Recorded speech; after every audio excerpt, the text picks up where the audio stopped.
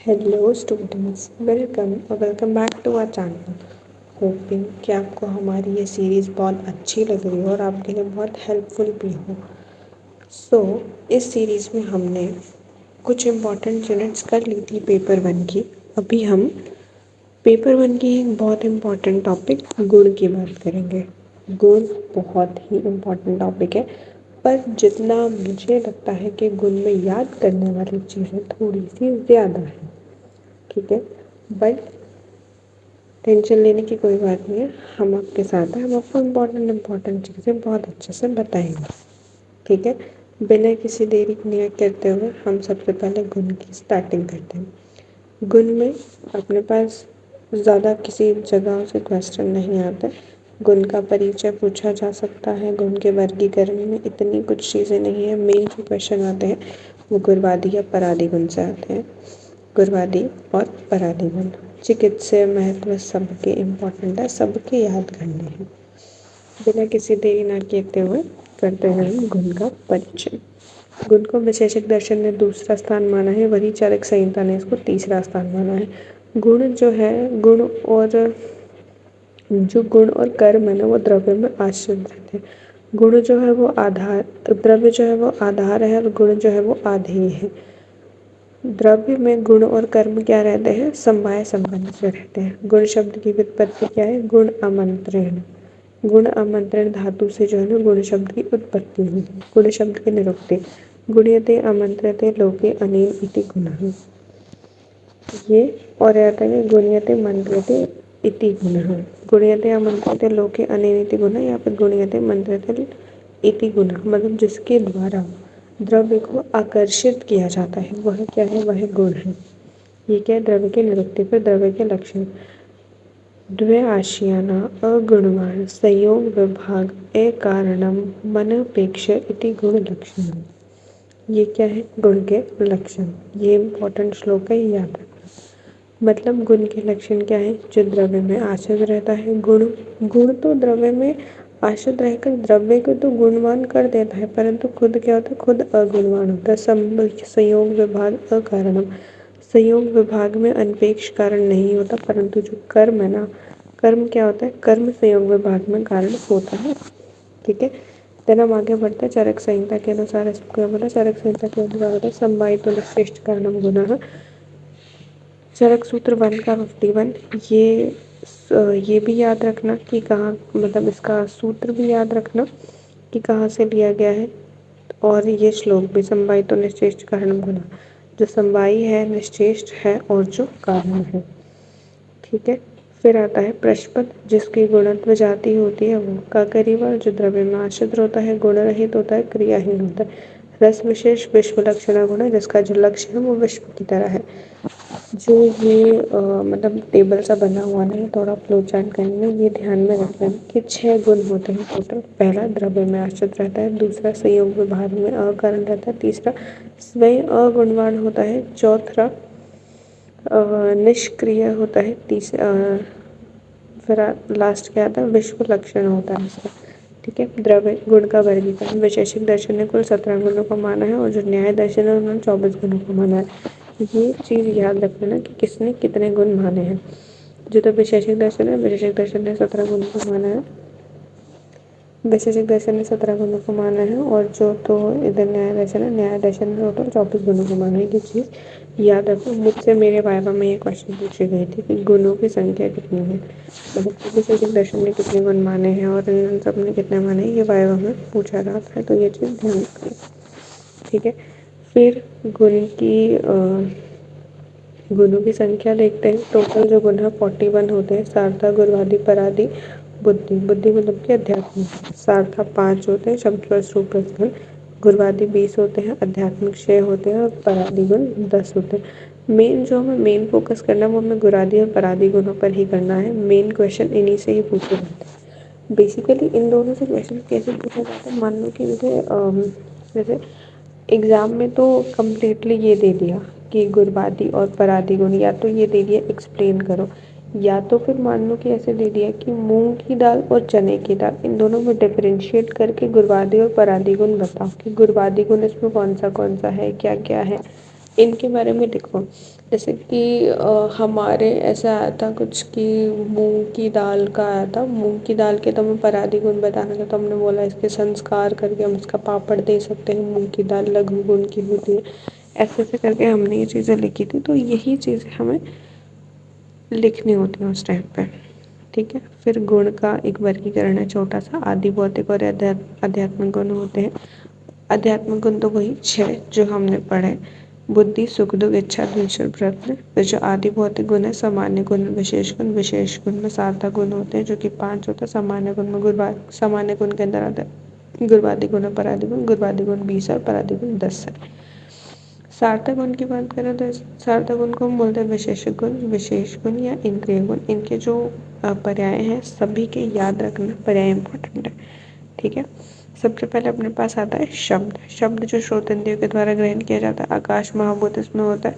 शब्द के 2 भेद होते हैं। ध्वन्यात्मक मतलब जो कि किसी जैसे कि कोई शंख से निकल रही है या फिर कोई घंटी से निकल रही है। और वर्णात्मक जो हम मुंह से बोल रहे हैं, जो वर्णमाला हम बोल रहे हैं, वो होती है वर्णात्मक। इसके चिकित्सीय महत्व सबको याद रखना, पर्याय याद रखना, कुछ कुछ चीज़ें याद रखना कि कौन से महाभूत से बनी है, और चिकित्सीय महत्व याद रखना। इतना ही लिखना होता है। चिकित्सीय महत्व, पर्याय और मेन महाभूत इसका। ठीक है। अगर पॉसिबल हो आप लोगों के लिए टैबुलर फॉर्म में इस चीज़ को लिखने का, तो ये चीज़ लिख लीजिएगा। स्पेशली गुरुवादी गुण के लिए तो स्पेशली लिखना, क्योंकि उसमें तो टोटल 20 महाभूत और टोटल 20 गुण हैं और हर गुण में अलग अलग महाभूत हैं। तो उसमें आपको कन्फ्यूजन ज़्यादा होएगी, तो इसलिए वो चीज़ें लिख लेना। और एग्जाम्पल्स हर एक के बहुत इंपॉर्टेंट है। सार्थक गुण में एग्जाम्पल्स नहीं, पर गुरुवादी में है। उनके चिकित्सीय महत्व याद रखना। जैसे कि जो तो शब्द गुण है, शब्द गुण में बातोदर परीक्षा करते हैं, आटोप परीक्षा करते हैं, स्टेथोस्कोप, अल्ट्रासाउंड और परकशन। ठीक है। फिर स्पर्श। स्पर्श से हम क्या करते हैं? स्पर्श से हम बेसिकली स्पर्श इंद्रिय होती है शीत, उष्ण और अनउष्ण शीत स्पर्श। ठीक है। ये होते हैं शीत जो है वो और इसमें कौन से महाभूत होते हैं? पृथ्वी, जल, तेज और वायु महाभूत होते हैं। रोग चिकित्सा में जलोदर की परीक्षा में काम आता है। ठीक है। फिर ज्वर की परीक्षा में, नाड़ी की परीक्षा में, पल्पिटेशन एग्जामिनेशन में। फिर आता है रूप। रूप के टोटल 7 भेद होते हैं। शुक्ल, नील, पीत, रक्त, हारित, कपिश और चित्र। ठीक है। ये होते हैं। फिर इसके चिकित्सा महत्व होता है कामला के लक्षणों में और इंस्पेक्शन एग्जामिनेशन में। फिर रस टोटल 6 रस होते हैं। आधुनिक ने 5 रस माने। पृथ्वी और जल महाभूत में होता है। ठीक है। और 6 रस हम वैसे मानते हैं। फिर इसके चिकित्सा महत्व में क्या? प्रमेह, गंध ऑफकोर्स जो घ्राण इंद्रिय द्वारा ग्रहण होता है। पृथ्वी महाभूत उसमें मेन होता है। गंध के 2 भेद होते हैं, एक सुगंध और एक दुर्गंध। चिकित्सा महत्व इसका क्या है? रक्त पित्त के लक्षणों में और द्रव्य और धातु परीक्षा में कपूर गंधी और गोमूत्र गंधी आदि शब्दों का वर्णन किया गया है। दैट्स इट फॉर सार्थक गुण। देन वी हैव इस गुरुवादी गुण। गुरुवादी गुण को हम क्या बोलते हैं? शारीरिक गुण या फिर सामान्य गुण। शारीरिक गुण, सामान्य गुण, चिकित्सीय गुण या द्रव्य गुण। ये मतलब एक इम्पॉर्टेंट वो है, इसका देख लेना। ठीक है। और जो ये वाला श्लोक है, ये श्लोक सबको याद करना है। बहुत इंपॉर्टेंट श्लोक है, बहुत बार पूछा जाता है। और अगर गुरुवादी गुण पे क्वेश्चन आए तो ये श्लोक लिखना पड़ेगा। क्या है श्लोक? गुरु मंद हीम स्निग्ध लक्षण सांद्र मृदु स्थिरा गुणा सूक्ष्म विशद विशंति सर्विप्रिय अष्टांग हृदय सूत्र 1 का 18 गुरु गुण। आगे की गुरुवादी गुण की जितनी भी चीज़ें हैं वो हम एक टैबुलर फॉर्म में पढ़ेंगे, क्योंकि इससे चीज़ें आसान होती हैं। बेस्ट है कि आप भी जो गुरुवादी गुण वगैरह जितनी भी चीज़ें हैं वो अपने एक टैबुलर फॉर्म में बनाएं और पढ़ें, जिससे आपको भी याद करना आसान होगा और एग्ज़ाम टाइम में इससे क्विक रिविजन बहुत अच्छा होगा। सबसे पहले अपने पास आता है गुरु गुण। गुरु गुण का कर्म क्या है? ये भृंगन करता है बॉडी में। महाभूत कौन से प्रधान है? पृथ्वी और जल महाभूत प्रधान है। और इसके गुण कर्म क्या है कि ये तर्पण करता है, साधकृत मतलब अवसाद करता है, बलकृत मतलब बल देता है, शरीर को तर्पण करता है, भृंगन करता है, वात का शमन करता है और पित्त को बढ़ाता है। ठीक है। फिर इसके उदाहरण में क्या है? गेहूँ, माश, महिष, दुग्ध इत्यादि।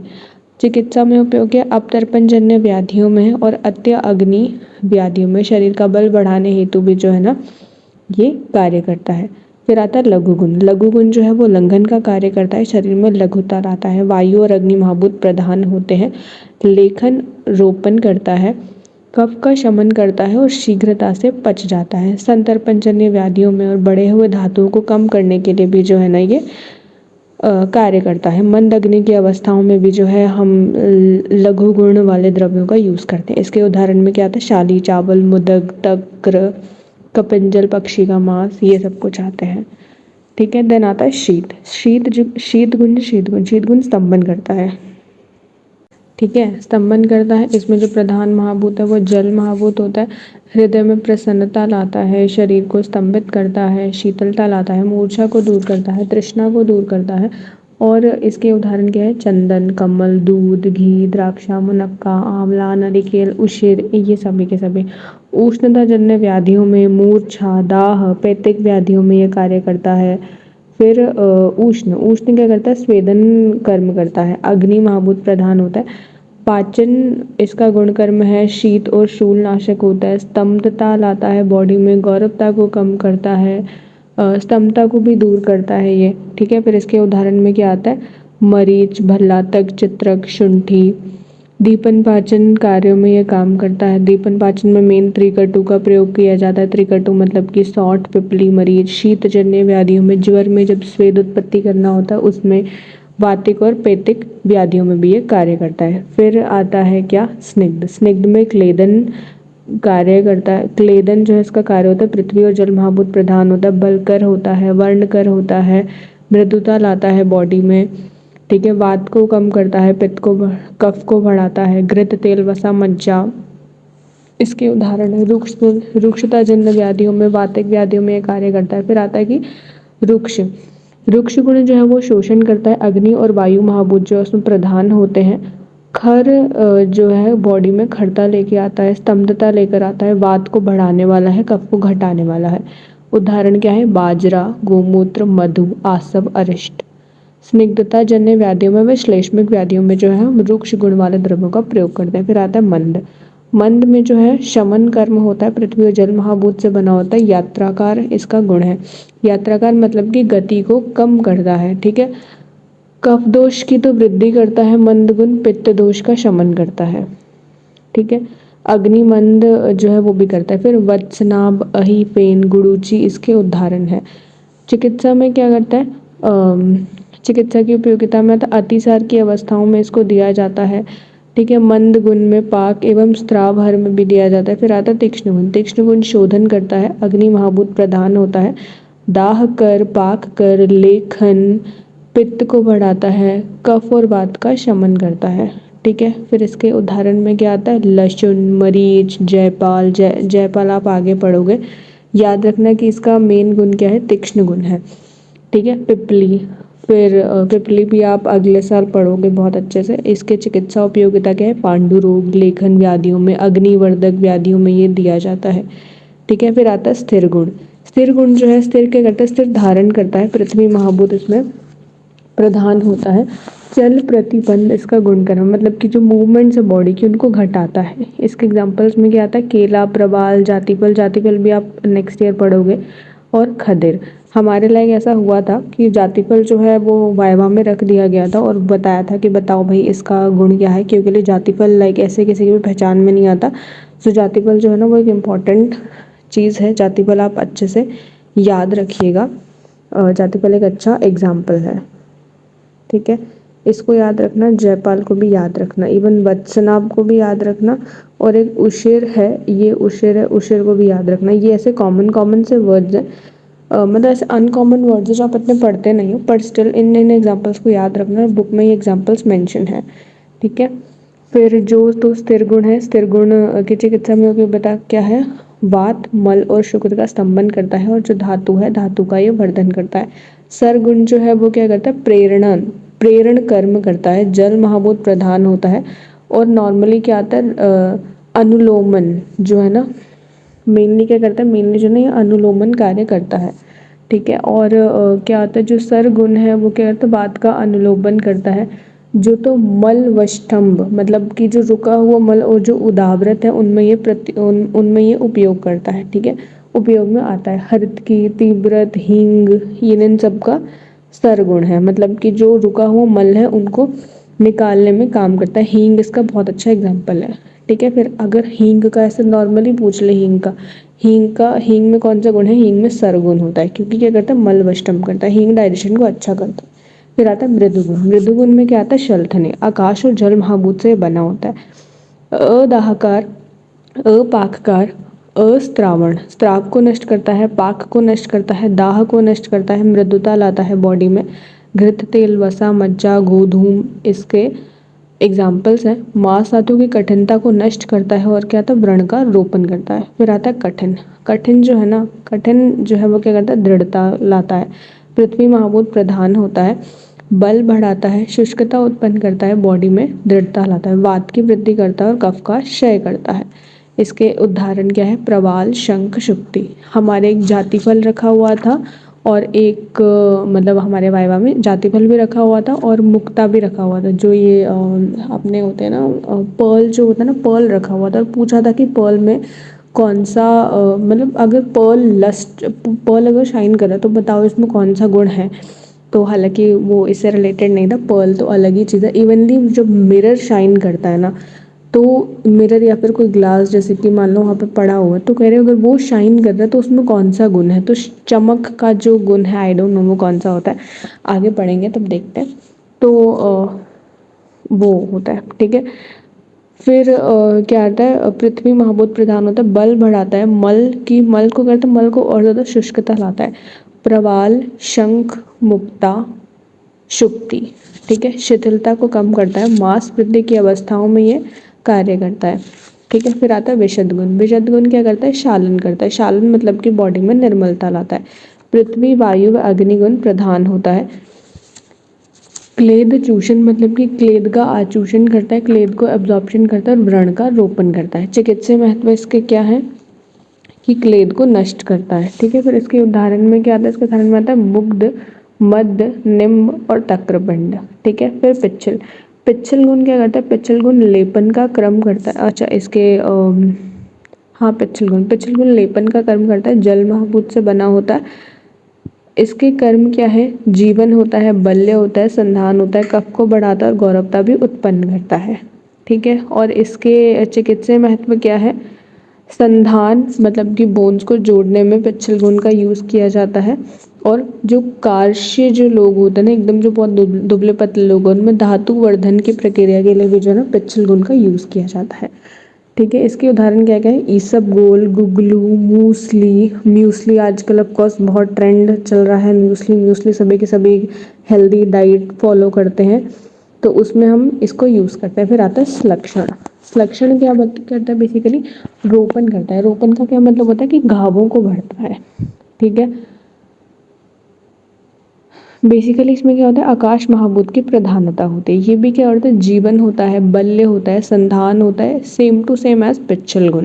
ठीक है, पिच्छल गुण में और इसमें डिफरेंस सिर्फ यही है कि पिच्छल गुण में जो तो द्रव्य है ना वो क्या होता है? स्नेह युक्त होता है, किंतु जो स्लक्षण गुण है ना, स्लक्षण गुण में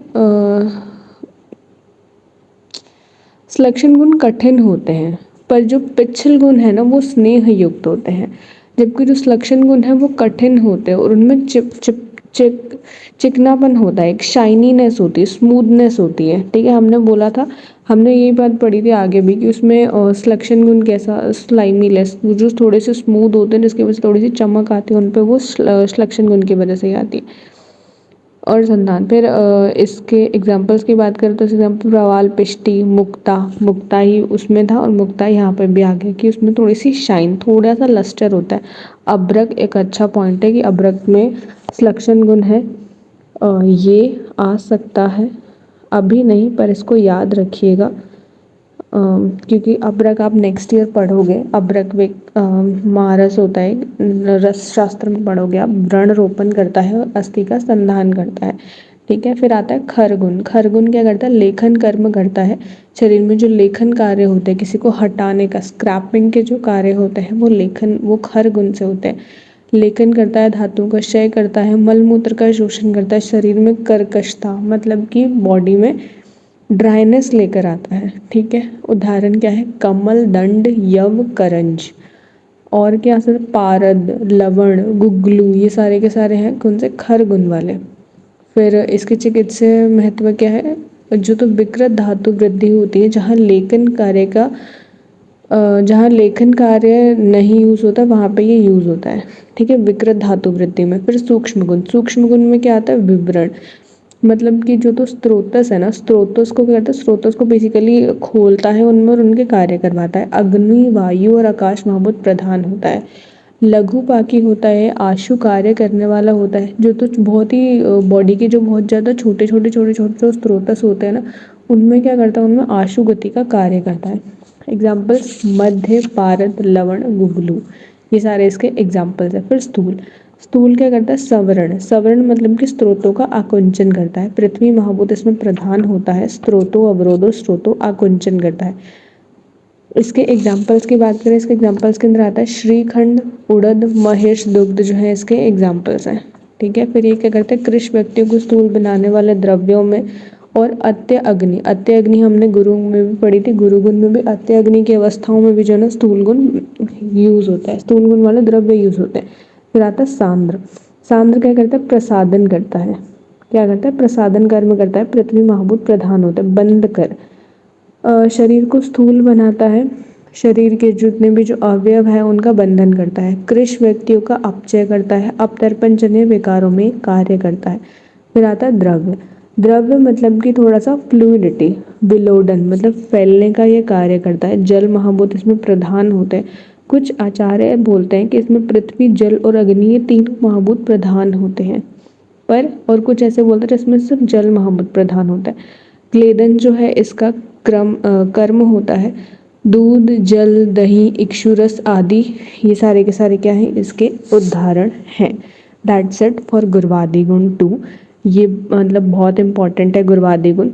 ये पीडीएफ से पढ़ लेना जो मैंने शो कर रखी है, बेस्ट होगा। अगर आप इसका स्क्रीनशॉट लेना चाहो तो स्क्रीनशॉट ले लो, मैं शो कर देती हूँ अच्छे से। आई थिंक आपको दिख रहा होगा ये वाला पेज, एंड देन दिस 1 2। ठीक है, आप इसका स्क्रीनशॉट ले लीजिए और इनको ढंग से पढ़ लेना आराम से।